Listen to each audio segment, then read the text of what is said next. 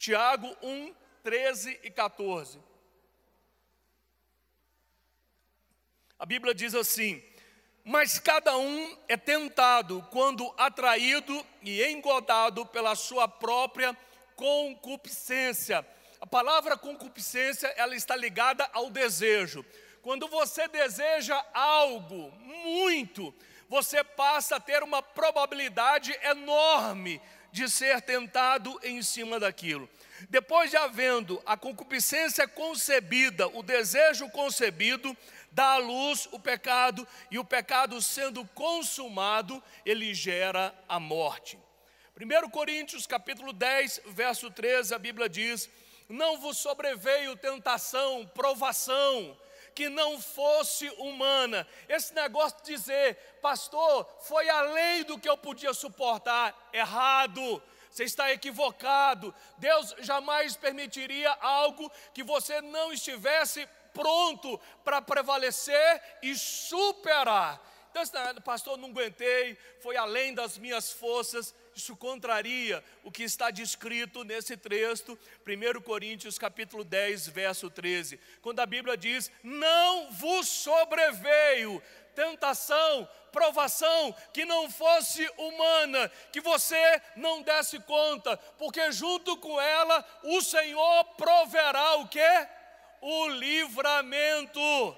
Quando ele observar que chegou no seu limite, ele mesmo faz cessar. Mas você precisa ter aprendido tudo o que é necessário. Então nós precisamos começar a observar que esse problema universal, ele é capaz de atingir a todos, a tentação. Por favor, feche os seus olhos. Ore a Deus para que Deus fale ao seu coração. Pai, nós precisamos que hoje o Senhor nos dirija a toda a verdade, nos salve dessas situações perigosas, dessa aproximação com o pecado, que hoje os nossos olhos se abram, que o engano nos deixe e que o Espírito de Deus traga revelação em meio a trevas, em meio ao erro, que o Senhor Jesus nos prive de pecar contra Ti, nos alimente com o poder da Tua palavra, nos capacite, nos dê forças para não pecar contra Ti, para não errar o Teu objetivo. Por isso nos colocamos inteiramente dependentes do Senhor e da Tua palavra, e pedimos em nome de Jesus que Satanás, o espírito do erro e todas as forças contrárias à Tua palavra e ao Teu espírito sejam atados e maniatados em nome do Senhor Jesus. E o povo de Deus diga amém. Eu vou fazer um parênteses aqui. Há alguns dias eu estava orando normal. Eu sempre fui um homem de fazer batalha espiritual, e nesses últimos dias eu vi que a minha oração estava sendo feita uma oração normal, corriqueira, Senhor, isso, aquilo, colocamos esse desejo, colocamos essa necessidade e tudo. E estava deixando de fazer batalha espiritual. São dois tipos de oração distintos: a oração que você faz cotidianamente e a oração que você faz implementando a oração de guerra, a batalha espiritual. Até o tom da sua oração muda quando você se coloca diante de uma batalha espiritual. A arma que você usa, o tom de voz muda. E o Senhor me fez acordar, falou: meu filho, qual foi o último dia que você fez batalha espiritual? Que você se levantou, teve uma outra postura diante desse problema, dessa situação. Porque, irmãos, tem hora que a batalha espiritual precisa ser o quê? Empreendida contra Satanás. A Bíblia diz, irmãos, que existe uma guerra que eu e você estamos participando cotidianamente, quer você queira ou não, quer você aceite ou não. Por isso, você precisa retomar a sua batalha espiritual na sua casa, levantar a sua voz em línguas estranhas, começar a declarar guerra contra o inimigo, esse espírito que se levantou contra você ou contra a sua família, essa tentação que está levando você a sucumbir em cima dos princípios da palavra de Deus. Então você precisa se levantar e começar a declarar: Satanás, eu te repreendo em nome do Senhor Jesus. Declaro que você não tem poder na minha vida ou na vida da minha família. Por um caminho você entrou, por 7 você vai ter que sair. E todas as vezes que eu lembro dessa passagem, ele entra por 1 e sai por 7, irmãos, ele sai em picadinhos. Um bracinho para lá, uma perninha para lá, parece aquele filme de terror, que é bem sanguinário. Não, é outro filme, que ele entra por 1 e vai embora por 7.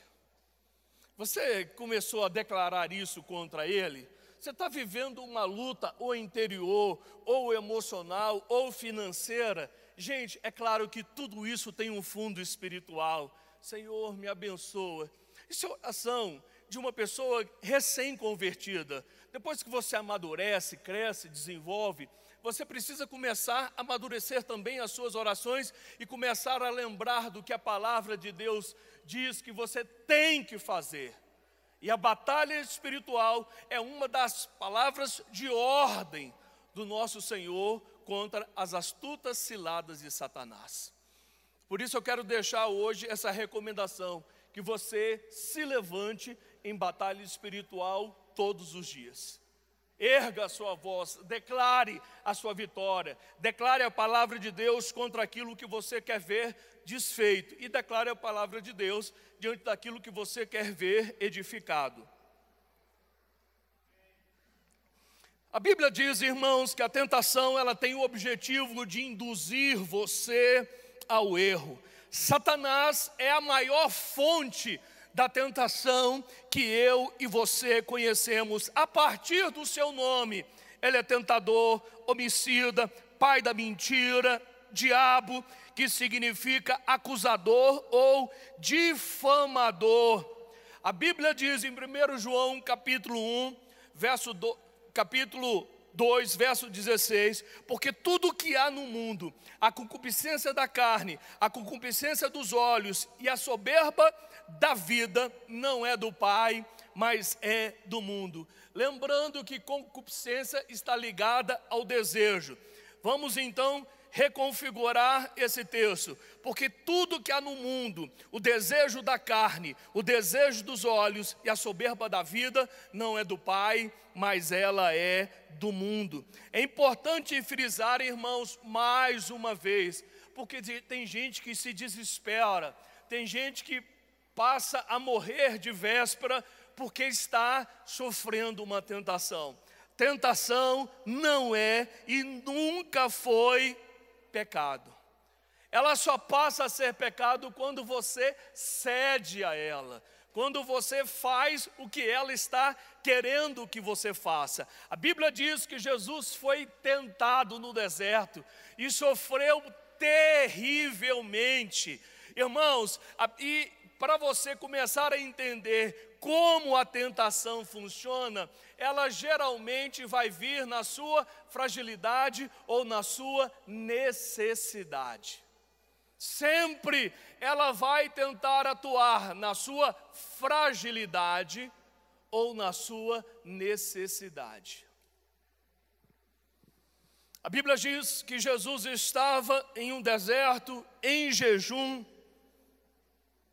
Não fala que ele estava em jejum de água, que é muito improvável conseguir 40 dias se abster de água em um deserto, mas ele estava em jejum de comida.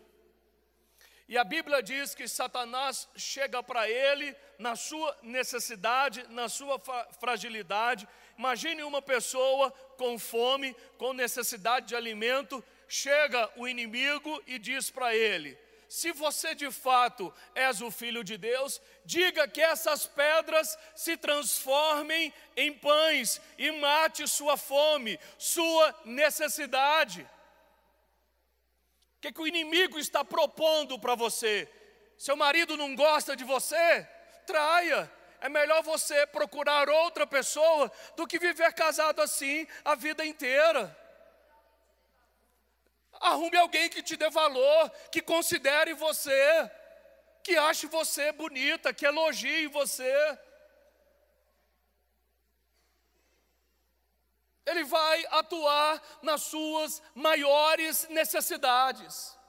Você está precisando de dinheiro? Talvez alguém trabalha no governo federal ou no governo estadual, trabalhe em uma área que tem contato com o público, que resolve problema. Uma pessoa chega com dinheiro lá e falou, se você resolver, eu te dou tanto. Se você fizer isso, eu te dou tanto. Você está devendo, irmãos. Você está com a conta devedora no banco. Aí a pessoa sabe que você trabalha no departamento X, tem toda aquela facilidade. A pessoa chega, se você resolver para mim, eu te dou 5 mil reais, 10 mil reais. Os seus olhinhos começam a quê? A brilhar, irmãos. Aí você pensa, vou pagar a minha dívida, vou sair do problema. Errado, você se envolve num problema ainda maior. Porque é isso que o inimigo quer. Ele talvez mostre uma solução, uma aparente solução que amanhã trará um grande problema à sua vida. Cuidado! Cuidado para o inimigo tentar você e levar você ao pecado. Por isso, a Bíblia diz, irmãos, um dos textos que eu mais gosto, a oração do Pai Nosso: não nos deixe cair em tentação, mas livra-nos do mal. Tem gente que nunca orou isso, irmão. Eu oro isso pelo meu filho mais novo. Senhor, livra-o da tentação, dessas meninas hoje em dia que não têm princípio em suas vidas, que querem só namorar, sexo, não entendem o valor e o significado dessas coisas. Livra o meu filho do erro. Uma coisa que eu peço sempre a Deus por mim: Senhor, me livra da soberba, da vaidade. Não permita que eu ou minha esposa caiamos nesse engodo, nessa mentira do diabo. Livra-nos desse mal. Porque a coisa mais fácil é cair nessa mazela terrível do diabo. Chega o irmão, pastor, o senhor arrebentou. Pastora, não existe mulher como você. Aí daqui a pouco aquilo vai caindo no coração. Daqui a pouco a pessoa esquece que é Deus quem dá a palavra, é Deus quem unge a palavra. E ela começa a pensar, sou eu, as pessoas me amam, as pessoas me adoram. É a hora que ela vai cair. A Bíblia diz, irmãos, que excesso disso é laço para a pessoa que escuta. Laço.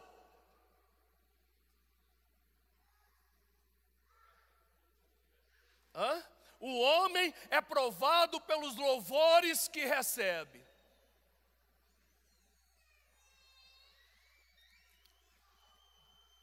A Bíblia diz, porque não temos um sacerdote que não possa compadecer-se das nossas fraquezas, porém como nós, em tudo foi tentado, mas sem pecado. Irmão, Ele sabe qual é o meu e o seu limite. Ele sabe o que eu e você estamos passando. Ele sabe o que eu e você precisamos. Por isso, existem algumas coisas que eu e você precisamos fazer contra essa astuta e ardilosa artimanha do inimigo. Primeira coisa, admita as suas fraquezas. Comece a pensar, onde eu sou fraco, onde existem fragilidades na minha vida que eu preciso começar a fortalecer, onde eu preciso saber que o inimigo pode vir contra mim como uma inundação. Você tem dificuldade em internet? você acaba abrindo a página principal do seu provedor e a partir dali você dá outros cliques. Então, meu irmão, seja radical com você mesmo antes que você caia. Venda seu computador, parta para o extremo. Pastor, a gente tem que dominar. E quando não se domina? Porém, há um texto na Bíblia, irmão, que acaba com essa relativização.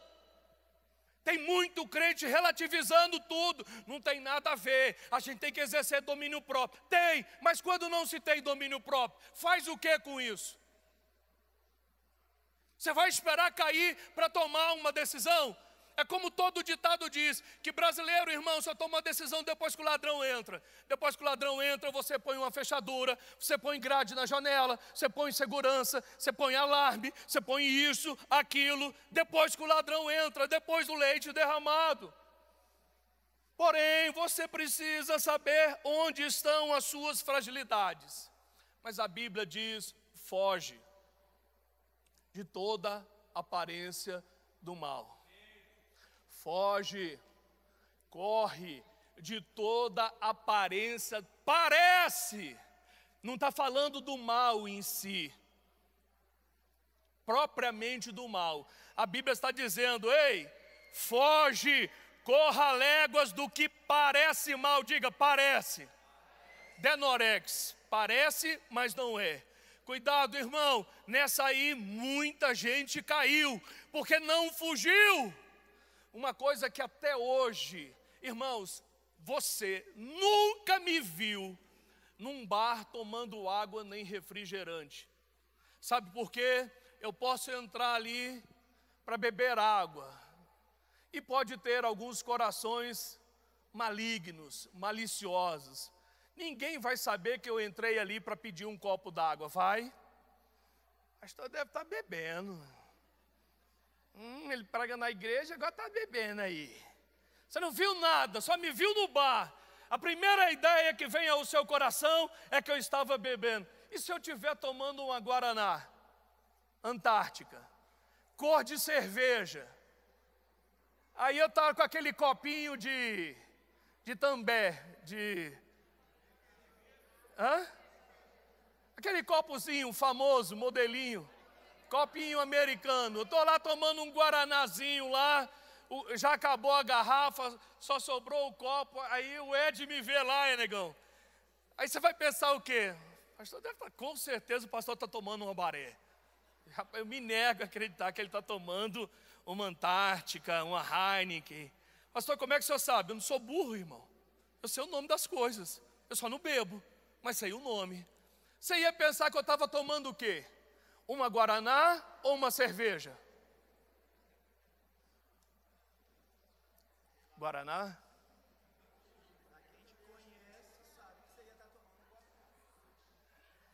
Você é uma pessoa nova aqui na igreja, chegou tem 2, 3 meses, não me conhece direito, principalmente se só vem de noite. Aí você imagina o quê? Está tomando uma cerveja, olha aí, ó.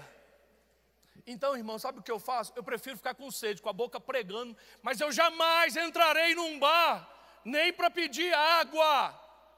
Eu jamais vou dar uma carona a uma mulher sozinha, jamais. Você pensar, pastor é loira, cabelo curto, e essa morena do cabelo, esse pastor é... Eu sabia, meu irmão, que esse cara não era tudo, eu sabia. Olha aí, ó. A minha irmã, ela quase da minha altura, tem um cabelo grande. Um dia ela me pediu a carona, falei, vai sentado no banco de trás. Mas por quê? Eu falei, porque sim. Mas por que eu tenho que ir no banco de trás? Eu falei, porque você é minha irmã e tu é mulher. Todo mundo sabe que minha mulher é loira, ninguém sabe que você é minha irmã. Vai que alguém vê.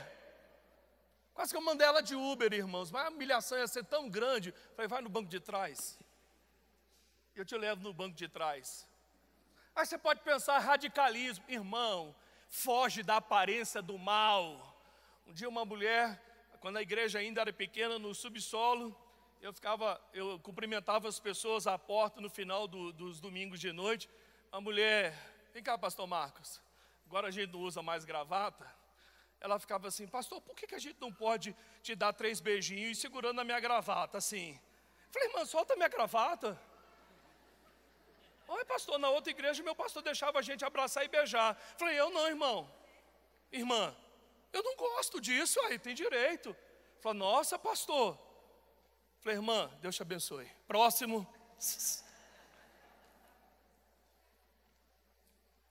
Pode pensar que é radicalismo, irmão, mas eu não caí até hoje. Agora dá sopa, irmão Severino, pro azar. Dá moleza para ver se você não cai. Nossa, você é linda. Ah, você também é linda. Fala isso para minha neta, irmão. Falo isso para minha esposa, para minha filha. Mas a irmã fala, pastor, você é lindo. Eu falei, glória a Deus, irmã. Eu nunca vou falar, você também. Eu não sei, irmão, o que o outro vai pensar, o que o outro vai sentir. Então eu tenho que fugir. Diga, fugir da aparência do mal. Foge, irmão. Sai fora, porque você não é tão forte como você pensa que é. A Bíblia diz, aquele que pensa, imagina, supõe estar de pé, cuide para que não caia, cuide, tome cuidado, esteja advertido, esteja ciente que você pode cair. Outro texto, a Bíblia diz, até 7 vezes cairá o justo e não ficará prostrado. Não está falando do ímpio caindo não, irmão. Está falando daquele que é santo, daquele que aceitou Jesus. Até a possibilidade do justo cair, ela é real. Até 7 vezes cairá o justo e não ficará prostrado. Para você se manter correto, idôneo, você precisa tomar postura. Você precisa se posicionar. Sim ou não? Não relativize as coisas. A Bíblia, eu volto a dizer e a enfatizar, a Bíblia não está mandando você fugir do mal. A Bíblia está mandando você fugir do que parece mal. Parece, só tem aparência. E a Bíblia está dizendo, foge, corra, saia de perto. E aí, quando você admite algumas áreas de fraqueza, você precisa se lembrar de algumas coisas. Segundo Timóteo, capítulo 2, verso 22, a Bíblia diz assim, fuja dos desejos malignos da juventude, siga a justiça, a fé, o amor e a paz com aqueles que de coração puro invocam o Senhor. Em outras palavras, o que esse texto está dizendo? Seja seletivo. Separe as coisas, separe seus amigos. Comungue com quem tem um coração puro. Pastor, amizade é para quem comunga. Comunhão significa ter tudo em comum, irmão. Você tem tudo em comum com o ímpio? Eu acho que não.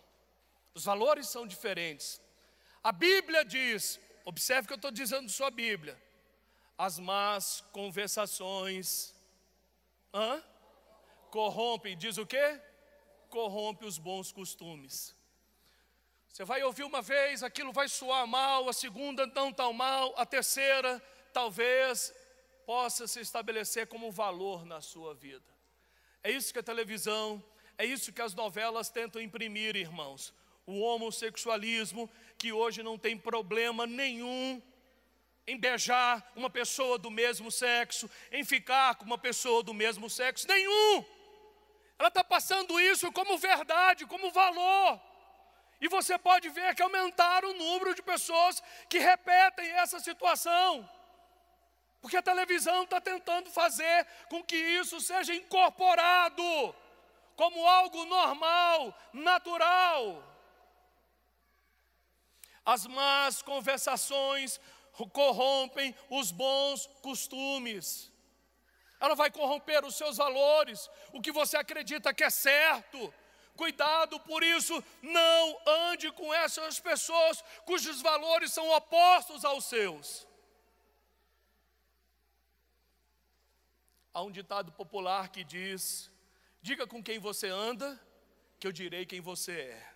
É literal, irmão, porque o valor daquela pessoa será o seu valor. Por isso, fuja dos desejos malignos. Você consegue aferir o seu desejo, se é correto ou não. Se parece mal, se isso soa como algo negativo, afaste da sua cabeça. Irmão, o pecado nasce aqui, depois vem para cá. Quando cai no coração, está consumado, sancionado. E talvez esse seja o maior problema, porque você esqueceu o que Paulo disse a Timóteo: fuja dos desejos malignos. Quando eu namorava a pastora de vocês, irmão, era jovem. Hoje eu tenho 52 anos e eu sei que não parece, mas tenho 52 anos. Quando eu comecei a namorá-la, eu era muito mais novo, a testosterona lá em cima, os hormônios à flor da pele. Meu sogro, um homem vivido, um homem inteligente, um homem sábio, falou: eu não quero você sozinho com a minha filha. Eu falei: sim, senhor. Você só sai com ela sozinho depois de um período de namoro. Depois de quanto tempo a gente... Quando ficasse noivo, que eu poderia... Irmão, olha como o tempo mudou. Eu só podia sair com ela depois do noivado. Depois que nós nos noivamos, que eu comecei a sair com ela e tinha que levar de lambuja meu cunhado no banco de trás no carro que minha sogra emprestava. Olha a minha vida. Se fosse, quantas vezes meu cunhado não podia ir, nem minha sogra, o que acontecia? A gente tinha que sair de ônibus, que estava perto do povo, eu não podia fazer nada.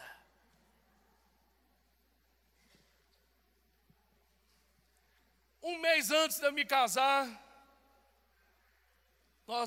nossa igreja foi fazer uma missão missionária em Paracatu, evangelizar a cidade de Paracatu. Foi acho que 1 ou 2 ônibus. E a gente foi de noite para chegar de manhã. E a gente no ônibus lá, um mês próximo de casar, eu falei: Janinha, não tem jeito não, minha filha. Hoje eu vou ter que te beijar. Eu falei: meu bem, a gente está no propósito. Hoje eu vou ter que te beijar. Irmão, nós passamos a viagem inteira beijando. De vez em quando meu sogro, minha sogra virava: tudo bem, meu filho? Eu falei: graças a Deus, pastor. Tudo ótimo. E aí eu fiquei tão constrangido, pedimos perdão a Deus e tudo, mas o meu maior pecado foi ter beijado ela. Olha que século nós estamos, irmão. Eu casei, claro, no século passado, eu sei disso. Mas olha só, meu maior pecado, ter beijado a minha esposa. Na época noiva. Esse foi, sabe por quê? Quantas vezes eu fui namorar na casa dela, sabe quem ficava comigo? O vô dela. Eu sentado aqui, ele sentado na poltrona e conversando. E a gente estava namorando. Eu namorei assim com ela, dando a mão. Quando ele dormia, porque o vô dela tinha quantos anos? 68, 70. Quando ele cochilava, eu dava um beijo no rosto dela. Eu me senti o cara, irmão, por dar um beijo no rosto dela quando o vô dela cochilava. Ele cochilava, eu aproveitava. Esse era o meu maior pecado. Agora, meu sogro nunca me deu mole. Nunca me deu mole. Eu ia fazer sexo onde? No ônibus? Eu não tinha lugar para pegar a minha mulher. Meu sogro nunca me deu mole.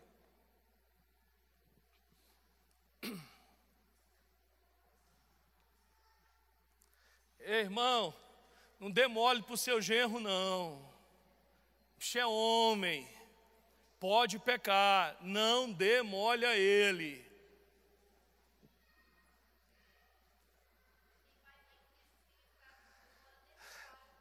Ah, pastor, meu genro é tão santo,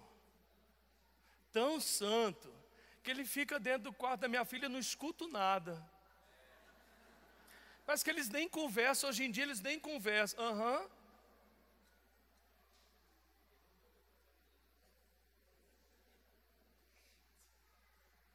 Foge, irmã. Avisa lá o genro, falou: meu filho, seu sogro colocou cheio de câmera nessa casa. Agora, onde está, nem eu sei. Então, muito cuidado. E coloca um smiles na porta. Sorria. Você está sendo vigiado. E se não quiser colocar aquela imagem sorrindo, coloca aqueles dentão babando assim, para gerar medo nele, terror. Se botar a mão, dispara uma sirene. Irmão, pensa numa coisa, gente, pensa comigo, olha para mim, uma fica de pé. Olha o tamanho desse cara. Quantos anos tem sua filha? 8 e 4. Quando começar a namorar, você vai chegar para o seu genro, já vai logo dar um susto só pelo tamanho. Já está tudo articulado, hein? Então pronto, tá vendo? Está tudo já pensado, irmão. É assim que tem que ser, está tudo já pensado. Sabe por quê? Ei, gente, presta atenção aqui. O namorado da sua filha, se ele tiver 18, 17, 20 anos, sabe o que acontece com ele? Ele está na flor da idade. Todos os hormônios estão querendo correr. O hormônio dele está assim no ápice. E precisa ser controlado. Aí você vai e deixa tudo sem proteção, sem controle. Cuidado, você pode ter uma grande surpresa. E não é ele especificamente, são os hormônios dessa faixa etária. Sim ou não? Então o que você tem que fazer?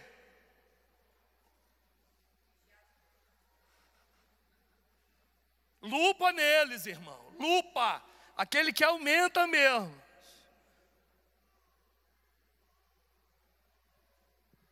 Quando o Ricardinho foi namorar minha filha, eu falei: cuidado, rapaz, não pisa na bola.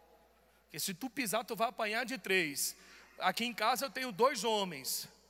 2 seguram e o outro bate. Então cuidado. Foge da aparência do mal. Um dia um menino aqui da igreja terminou o namoro porque a namorada falou: vamos assistir um filme? Vamos. Na hora que começou o filme, a namorada pegou a mão dele, ele botou a mão dele no seio dela. Ela falou: está amarrado. Falou: que tu não é homem não? Eu falei: sou crente. Não posso fazer isso não, irmã. Pensei que tu era crente também. Aí ele falou: pastor, terminei o namoro. Tu é homem mesmo. Tu é cabra macho, irmão. Terminou o namoro porque a menina fez lá o que não devia. Cabra macho. Irmão, parabéns. Falou: pastor, estou até constrangido. Eu falei: fique não, irmão. Parabéns. Tu é homem de verdade.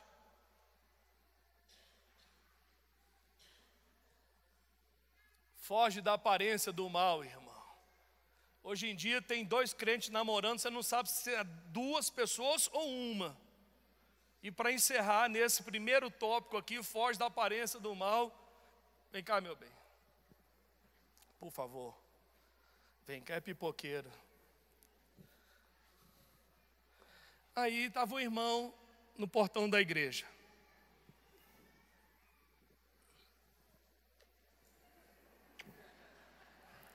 Falei para o irmão: irmão, vem cá. Eu estava aqui, a porta de vidro ali, falei: irmão, eu acho que é sua irmã, sua filha. Ele olhou assim: é mesmo. Aí eu esperei um pouquinho. E aí? Estou entendendo, pastor. Falei: você viu como é que o namorado da sua filha está? Falei: não, isso é normal. Falei: opa, tudo bem, irmão. Se fosse casado eu não diria nada, mas você está dizendo que é normal. Fazer o quê? Aí você deve estar pensando, esse pastor é radical. Eu sou mesmo, irmão. E eu sei o que é ser homem, e tenho 2 mulheres na minha vida, 3, chegando à 4ª. Tenho 4 mulheres. Uma esposa, uma filha, uma netinha, e está chegando à 4ª. Mulher tudo igual, e homem tudo igual. Você acha que não sente nada? Para um jovem, eu duvido. D-U-V-I-D-O, duvido.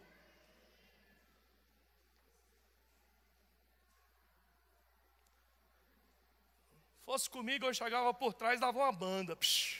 Falei, irmão, faça isso aqui não, nem aqui, nem lá em casa, nem em outro lugar. Ela só é sua namorada, não é nada sua ainda.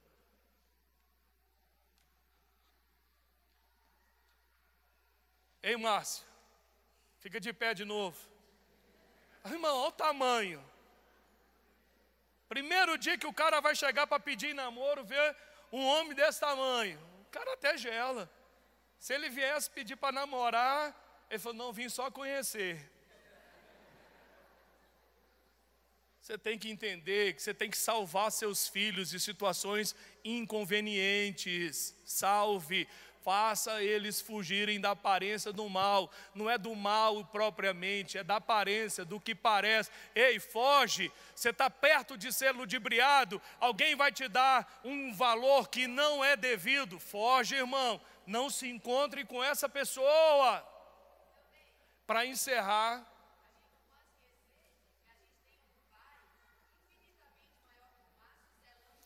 minha esposa está lembrando, ela é mais crente do que eu.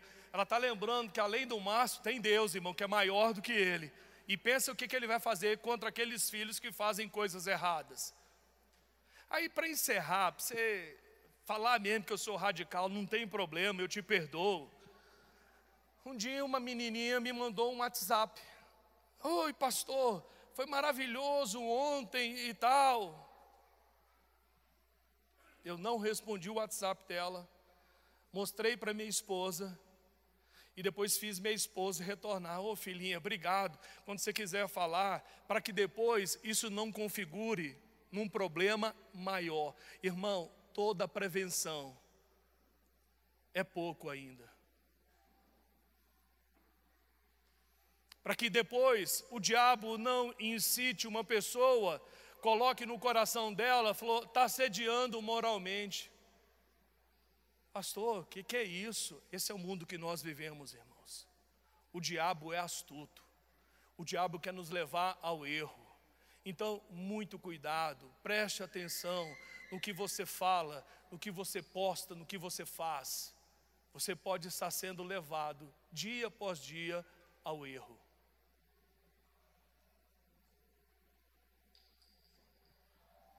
Fuja do que parece mal, para que você não caia em tentação. Feche os seus olhos. É muito fácil cair, irmão. É muito fácil errar, mas muito. Você não imagina o quanto é fácil, o quanto o inimigo arma ciladas para a gente cair. Essa frase não tem nada a ver, isso é radicalismo, isso não existe, irmão, cuidado. Eu já vi muita gente usar isso e hoje está desviado do Evangelho. Eu já vi muita gente usar isso e se tornou infiel para com o seu cônjuge. Cuidado, cuidado. Não abra precedentes na sua vida. Não abra oportunidades para o inimigo entrar e cunhar aquele pedaço de parede que você deu a ele e ele colocar um quadro. O inimigo só quer uma fresta, irmão. Ele só quer a oportunidade de pregar um prego na sua parede. Depois que aquele prego estiver pregado, ele vai pendurar um quadro. E aí o problema está instalado. Vamos pedir a Deus o que diz a oração do Pai Nosso. Senhor, não nos deixe cair em tentação, mas livra-nos do mal. me livra, Pai, de cair, me livra de pecar, me livra dessa situação inconveniente, desse pensamento, dessa atitude, dessas pessoas. Lembre-se, as más conversações corrompem os bons costumes. Que hoje o Espírito Santo, ele imprima temor. A Bíblia diz que o temor do Senhor nos priva de pecar, nos impede de pecar. Muitas vezes você deixa de fazer o que é errado, porque o temor de Deus está imprimido no seu coração e na sua vida. Isso priva você de pecar contra Ele. Espírito Santo, nós nos sujeitamos à Tua palavra. Eu sei que é difícil num mundo onde as coisas estão sendo relativizadas. Por isso nós te pedimos, Pai, dá-nos percepção, dá-nos a pureza das pombas, mas a astúcia da serpente, a esperteza da serpente. Pai, nos ajude a viver de maneira digna, de maneira correta nesse mundo. E, acima de tudo, nos ajude a ajudar os nossos filhos com todas essas situações, essa enxurrada de informações e muitas vezes informações indevidas, incorretas. Pai, nós nos entregamos aos Teus cuidados hoje de manhã e pedimos: santifica a Tua igreja, purifica a Tua noiva, porque ela deve casar-se contigo sem mancha, sem mácula e sem defeito. Nós oramos agradecidos em nome de Jesus. Todo o povo de Deus diga amém. Quem foi despertado hoje de manhã, levante sua mão. Eu espero que a partir de hoje a gente saia daqui consciente que todo mundo sofre tentação. Alguns não a conceberam ainda, mas cuidado. Eu estou hoje de manhã aqui para divertir você, que a possibilidade ela é real, da gente cair, da gente se entregar a um sentimento, a um pensamento ou a uma situação. Que hoje o Senhor, Ele mesmo, possa abrir os nossos olhos, nos tirar talvez do caminho do engano antes que a gente caia. Tem muita gente, irmão, muita gente que caiu indevidamente sem saber que estava sendo levado para esse caminho. A Bíblia diz, através da boca do apóstolo Paulo, que nós somos levados ao matadouro todos os dias. Cada dia que a gente vive, a gente é levado a esse matadouro, a essa situação difícil de viver. Não é tão simples como você imagina viver essa vida. Existem muitas coisas que cada um precisa escolher todos os dias. E a sua escolha vai determinar quem você será amanhã. Sua escolha.